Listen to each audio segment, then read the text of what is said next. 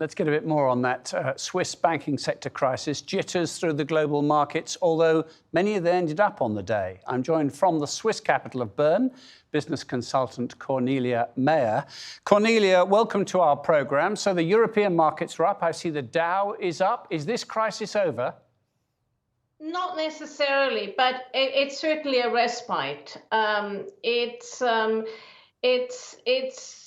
I think what the Swiss central bank and the Swiss government managed to do by sort of having UBS bailout Credit Suisse is sort of plugging the hole a little bit and stopping the slide. So how long this will last matters in terms of what will happen to interest rates, what will happen on the other side of the Atlantic to certain of their banks. Although, mind you, the problems of the banks in America are very different. You know, they're interest rate driven, they're very different. There's a low liquidity, bad capitalization. Credit Suisse was actually well capitalized, and until the hemorrhaging of deposits went on, also very liquid.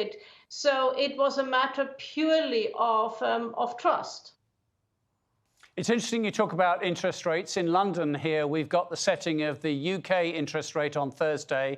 Also later this week, I think the Fed are setting their rates as well. Now, do you think all this worry about the banking sector may limit the scope to increase rates further?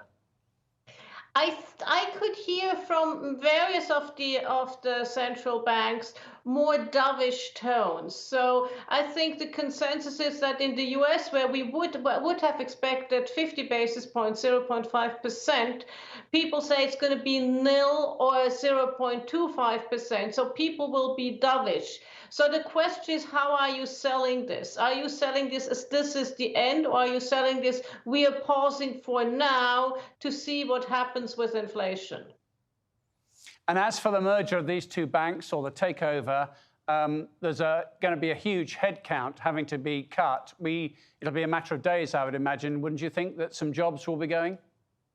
Well, yes, it will be very fast, but it will be a lot of, especially in the investment bank. The chairman of UBS made it at yesterday's press conference very clear that he intended to trim the investment bank of Credit Suisse, which was part of many of the woes of the company.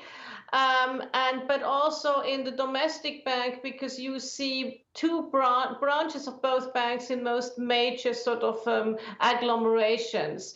So it will be painful. Cornelia Meyer, thank you for being with us tonight. Thank you very much.